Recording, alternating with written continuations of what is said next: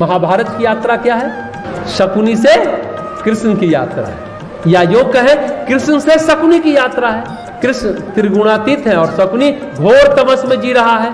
और अगर नारी की जीवन यात्रा कही जाए तो क्या कहा जाएगा? सुपर्णखा से सीता की यात्रा। सुपर्णखा तमोगुण और सीता सत्वगुण को भी पार करा देती है। कितनी अद्भुत बात है। इस तरह से कभी रामायण की व्याख्या करे तो कुछ अलग ही अर्थ निकलता है, अलग ही मर्म निकलता है, अलग ही ज्ञान मिलता है, अलग ही दिशा मिलती है। ये जो नारी प्रसंग है, नारी प्रकरण गोस्वामी जी अरण्य कांड में उठा रहे हैं, ये यात्रा माया रूपी नारी की है। पहले ही स्पष्ट हो जाए, ये यात्रा माया रूपी नारी की है। सुपर्णखा टाइप की नारी की व्याख्या यहाँ हम लोग सुनेंगे। माया क्या कहती है? तुमसा सुंदर पुरुष नहीं, अमुसा सुंदर स्त्री नहीं, माया यही कहती है। तो माया लुभाती है। तो प्रश्न पूछने वाले नारद है प्रभु जी से, जो माया से छले गए हैं। विश्व मोहिनी जो स्त्री है उससे सम्मोहित होकर के, मतलब माया से नारद जी का सम्मोहन हुआ, माया से नारद जी छले गए, माया से नारद जी ठगे गए। यहाँ पर ध्यान रखने की बात है। फिर से हम कहना चाहेंगे, स्त्री तत्व का वर्णन नहीं है, माया तत्व का विवरण है। इस प्रसंग में सुपर्णखा का वर्णन है, यहाँ छद्म रूप का वर्णन है। सुपर्णखा तो छद्म वेश धारण कर आई थी सुंदर बनकर। गोस्वामी जी ने कहा गृहस्थ के लिए स्त्री संग चाहिए, लेकिन कैसी स्त्री होनी चाहिए? याज्ञवल्क्य की स्त्री जैसी, मैत्रेयी और कात्यायनी जैसी होनी चाहिए, अगस्त ऋषि की पत्नी लोपामुद्रा जैसी होनी चाहिए। ये सभी स्त्रियां माया रूपी नारी नहीं है, ये केवल और केवल नारी है।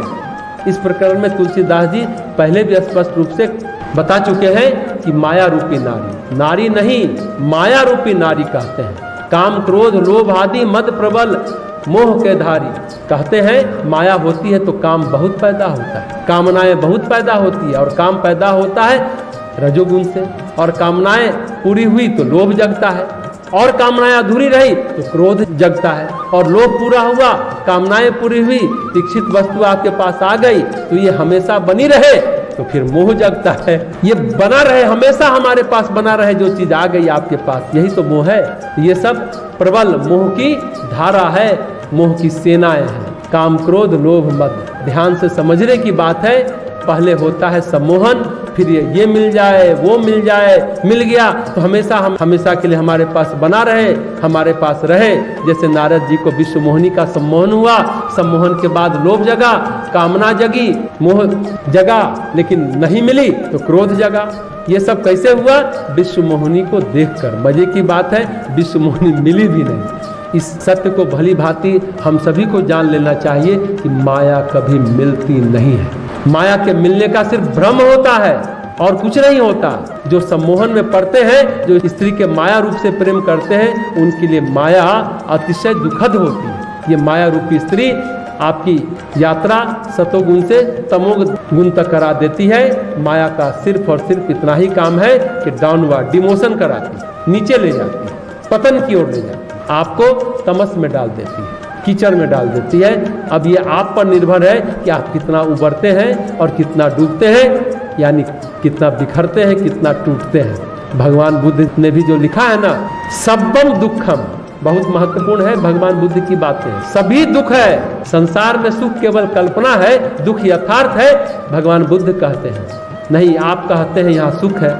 जो सुख है वो भी आपके दुख का स्रोत है। हाँ, आप सम्मोहित हैं तो सुख ढूंढेंगे, अगर आप सम्मोहित नहीं है तो सुख नहीं ढूंढेंगे। तुलसीदास जी कहते हैं मोह की जो धारा है इतनी वेगवती है कि सबको छिन्न भिन्न नष्ट भ्रष्ट कर देती है। मोह की वेगवती धारा ही स्त्री है। फिर पुत्र पौत्र यानी संसार, फिर मनुष्य इतना फंस जाता है, इतना डूब जाता है कि जन्म जन्मांतर तक उसका सम्मोहन से छुटकारा नहीं मिलता।